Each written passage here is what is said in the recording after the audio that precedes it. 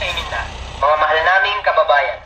Ang Bureau of Fire Protection ay muli pong nagpapaalala sa inyo na ating pong paghandaan at tiyaking ligtas ang pagdiriwang natin ng Kapaskuhan. Maaari po lamang ay ating tandaan ang mga sumusunod na paalala. Una, gumamit ng tamang pailaw at dekorasyong elektrikal na aprobado ng DTI o may ICC sticker.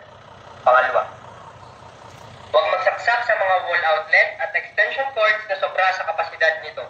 Maaari itong pagmulan ng apoy.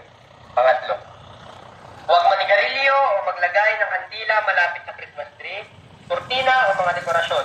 Maaari rin itong pagmulan ng sunog. Pangapat, iwasan po magkabit ng Christmas light sa Christmas tree na gawa sa metal. Maaari itong daluyan ng kuryente at inyong ikapinsala.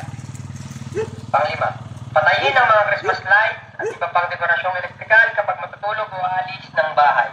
Pang-anim, ang paggamit ng sky lantern ay mahigpit na ipinagbabawal ng pamunuan ng Bureau of Fire Protection dahil maaari itong bumagsak sa mga bagay na mapagmulan ng sunog. Tandaan, maging handa at ligtas po tayo ngayong Pasko. Huwag mong kalimutan na isaalang-alang ang kaligtasan natin at ng mga mahal sa buhay. Para sa anumang katanungan at sa sandali ng sunog, maaari lamang ay tumawag sa numero 0956-6600-630. Kami ang inyong BFP, Bombero Fred Balag, nakahandang pangalagaan, kaligtasan ng mamamayan. Isang magandang araw po sa inyo lahat, mga mahal naming kababayan. Ang Bureau of Fire Protection ay muli pong nagpapaalala sa inyo na ating pong paghandaan at tiyaking ligtas ang pagdiriwang natin ng Kapaskuhan. Maaari po lamang ay ating tandaan ang mga sumusunod na paalala.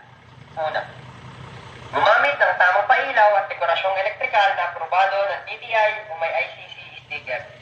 Pangalawa, huwag magsaksak sa mga wall outlet at extension cords na sobra sa kapasidad nito.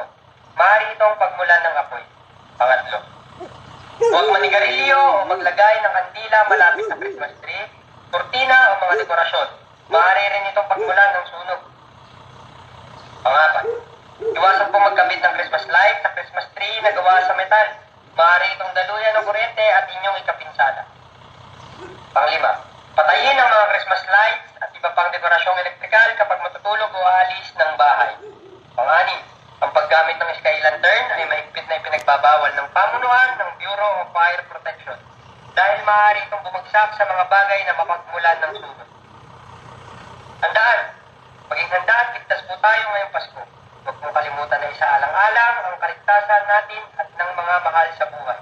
Para sa anumang katanungan at sa sandali ng sunog, maaari lamang ay tumawag sa numero 0956-6600-630. Kami ang inyong BFP, Bombero Fred Balag, nakahandang pangalagaan, kaligtasan ng mamamayan.